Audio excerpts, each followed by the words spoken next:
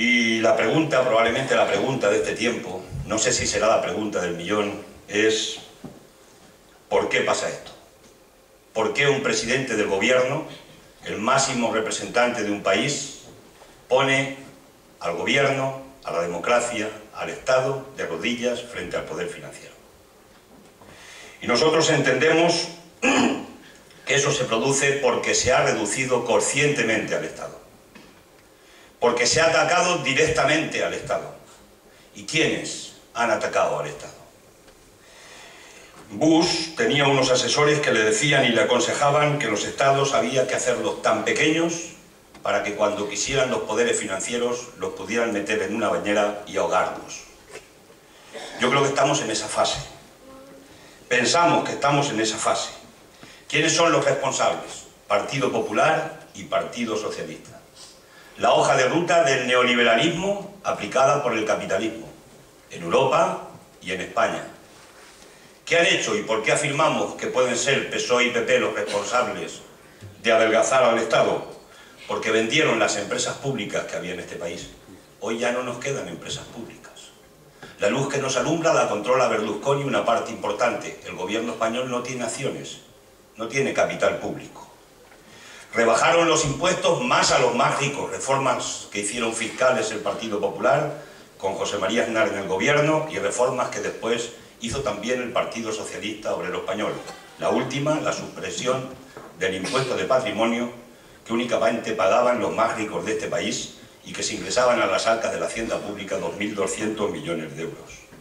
Privatizaron y continúan privatizando los servicios públicos. Eso es adelgazar al Estado. Porque cuando los ciudadanos le dice un gobernante que hemos elegido de alcalde o de concejal que hay que privatizar el servicio público que el pueblo le ha puesto en sus manos para que gestione, lo primero que nos está diciendo es que son unos inútiles, incapaces de gestionar lo que el pueblo le ponemos en sus manos. Había que privatizar algunos de esos.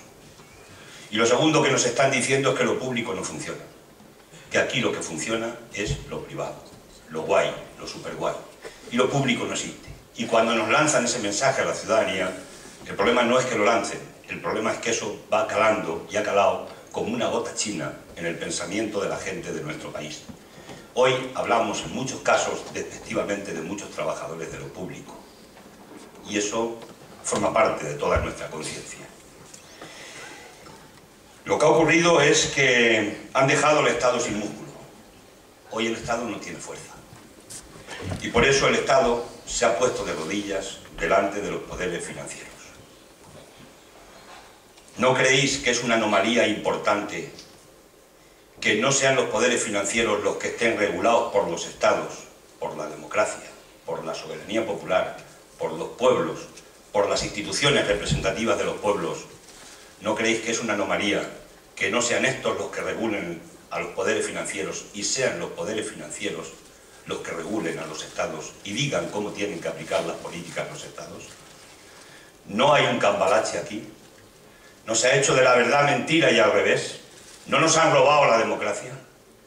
¿No le han robado la democracia a Grecia? La cuna de la democracia. En esa estamos.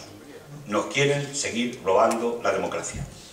Por tanto, hoy el mensaje probablemente es que tenemos que conquistar la democracia de verdad en nuestro país.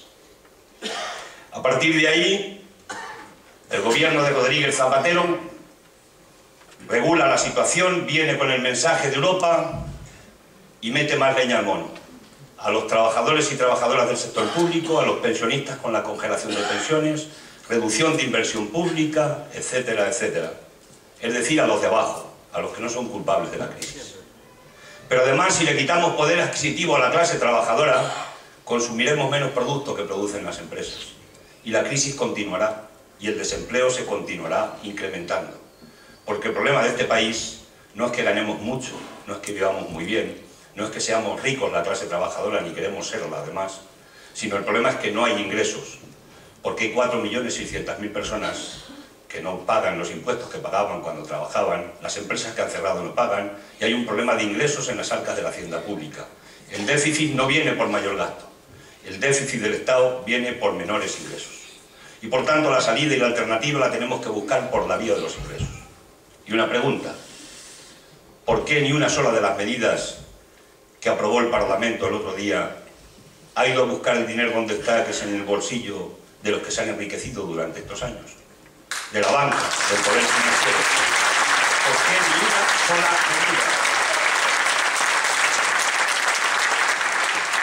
Sin embargo, si nos han puesto un cartel, demagogia y propaganda, que cuesta dinero, de esta salimos entre todos.org. Y no es verdad. Quieren que salgamos de esta a costa del sufrimiento de los de abajo, de la mayoría. Y por tanto hay que meditar sobre esta situación. Hay que meditar sobre esos banqueros que tienen pensiones de 85 millones de euros, 14.600 millones de las antiguas pesetas de pensión. De esos salarios de los altos ejecutivos que tienen 56.250 euros de media mensual de salario. De los paraísos fiscales, que iban a acabar con ellos y no acabaron. Gibraltar tenemos el más cercano.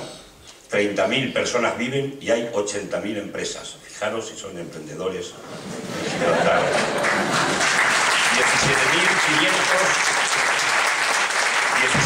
17.590 millones de euros de beneficios de 5 entidades bancarias en el 2009. ¿Hay sitios donde buscar el dinero para salir de la crisis ingresando más dinero en las arcas de la hacienda pública para poder hacer políticas de inversión, políticas de empleo activo y no recortarle derechos y salarios a aquellos que no son responsables de la crisis y que, reitero, además no va a resolver el problema de la crisis? Sí es posible, es un problema sencillamente de voluntad política. Por eso nosotros creemos que camina en una dirección que es un ataque directamente al estado del bienestar. El muro se cayó, aunque no se cayó para muchos, no nos pillaron los escombros. Se vino abajo el bloque del este, el llamado socialismo real. Mientras aquello estuvo de pie, la socialdemocracia en Europa y el capitalismo en Europa hizo concesiones en las conquistas de los trabajadores a lo largo del tiempo.